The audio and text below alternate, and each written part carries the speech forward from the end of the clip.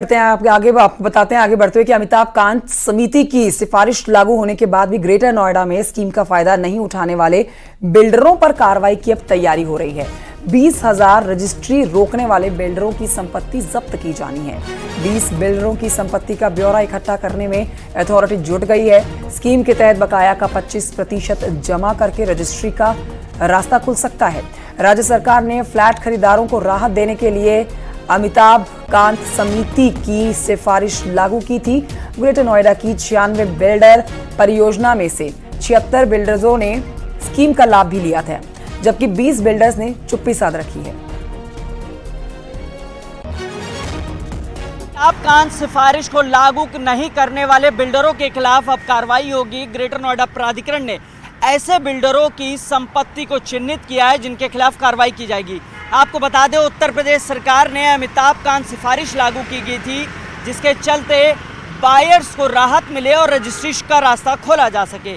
इसी सिफारिश को लागू किया गया था। ग्रेटर नोएडा में 96 परियोजनाएं हैं, जिनमें से 76 बिल्डर्स ने इस अमिताभ कांत सिफारिश को लागू किया और उसका फ़ायदा जो बायर्स को मिला है और सीधी रजिस्ट्री हुई। लिहाजा ऐसे अब बिल्डर्स को चिन्हित कर लिया गया है जिन्होंने इसका फ़ायदा नहीं उठाया और जो बकाया था वो अथॉरिटी में जमा नहीं किया है, क्योंकि ये क्लॉज दिया गया था अगर 25% बकाया भी जमा कर देंगे तो जो रजिस्ट्री का रास्ता है वो साफ़ हो जाएगा और आम बायर को, एक आम आदमी को एक बड़ी राहत मिल जाएगी।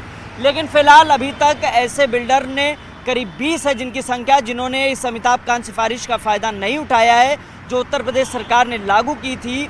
इसके चलते अब ग्रेटर नोएडा ने इन तमाम बिल्डरों की संपत्ति को चिन्हित कर लिया है और इन पर कार्रवाई करने की तैयारी शुरू कर दी गई है। कैमरामैन जगदीश उप्रेती के साथ हिमांशु शुक्ला, न्यूज़ 18, ग्रेटर नोएडा। और मानहानि के मामले में गैर हाजिर चल रहे कांग्रेस के पूर्व राष्ट्रीय अध्यक्ष और रायबरेली सांसद राहुल गांधी कल सुल्तानपुर पहुंच रहे हैं और इस दौरान वे दीवानी के एमपी एमएलए कोर्ट में पेश होंगे।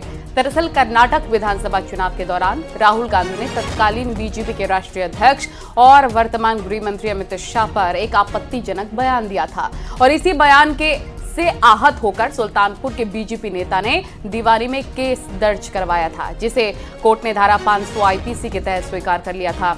इसमें बीते फरवरी माह में राहुल गांधी ने सुल्तानपुर पहुंचकर अपनी जमानत करवा ली थी। इसी के बाद ये फाइल बयान मुलजिम में लगी हुई थी। पिछले कई पेशे में राहुल गांधी पेश नहीं हो सके, जिस पर कोर्ट ने 26 जुलाई को अंतिम मौका दिया है।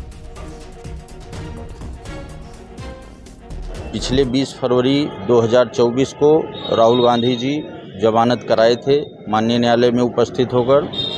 कल उनका माननीय न्यायालय के समक्ष बयान मुल्जिम बनना है और बयान मुल्जिम बिना व्यक्तिगत रूप से उपस्थित हुए नहीं हो सकता है, तो इसलिए कल कोर्ट में उनकी पेशी लगी हुई है और वो कोर्ट में आ रहे हैं।